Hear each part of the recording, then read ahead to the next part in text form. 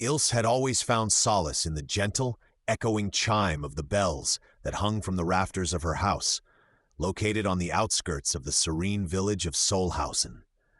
Even as the world beyond their borders was being torn asunder by the relentless march of war, the bells remained a constant melody of peace in her tumultuous world. The sun filtered through the cracked window panes of their small, cluttered kitchen, casting nostalgic shadows of days when the laughter of her family filled the room. Those sounds had faded, much like the fabric of her mother's apron hanging on a peg by the door, a thin reminder of the life Ilse once knew. Solhausen was untouched directly by the ravages of war, yet its presence loomed like a specter in conversations and the creased worry lines of the villagers' faces. Stories of distant battles and retreats reached them like the wind, carrying the weight of loss and the unfamiliar fragrances of fear. Ilse's father had been away for almost a year, drafted into service long before any of them could question or protest. The village baker, the only one with a radio, occasionally shared vague reports with those who gathered at his shop, piecing together updates in hushed tones over fresh loaves of bread. Though she was young, Ilse often wandered to the edges of Solhausen, her mind constructing narratives far removed from the grim realities surrounding them. Each step was an act of defiance against the world's chaos, accompanied by the rustle of leaves and the distant songs of sparrows that hid from the world in the old oak trees. It was on one such walk that Ilse first noticed the strange mound at the edge of the forest, near the forgotten road that led nowhere.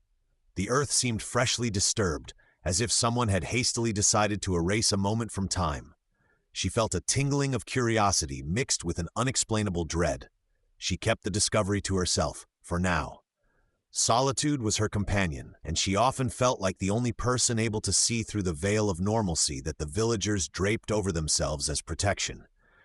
Yet she could not shake the feeling that whatever lay beneath that mound was a silent shadow cast long before any battles had reached her ears. The village continued its quiet routines, but Ilse's dreams were vivid and strange.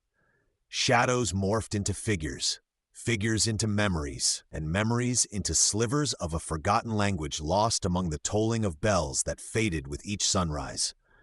Through it all, the mound called to her, a wordless echo that broke upon the shores of her curiosity.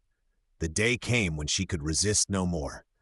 Calling upon a courage she never knew she had, Ilse returned to the edge of the forest, stepping into the cool embrace of solitude. She would uncover the mystery, whether it was history or a tale best left to the wind. She approached the mound with hesitant steps, the whispers of the forest guiding her. The sunlight flickered through the canopy, casting intricate patterns on the ground, like fragments of stories past. With trembling fingers, Ilse began to push away the loose earth, revealing a patch of faded fabric beneath.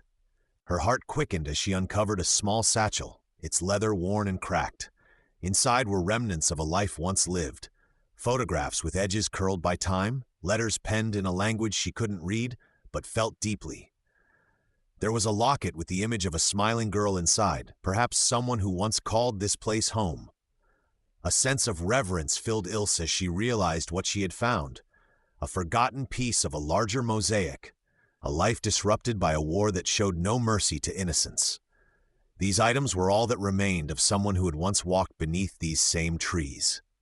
Ilse carefully reassembled the satchel and returned it to its resting place. The war outside might march on, but here, in this moment, she could choose to preserve the sanctity of memory, a quiet defiance against the erasure that conflict brought with it. With a newfound understanding, Ilse made her way back to Solhausen, carrying within her a silent vow.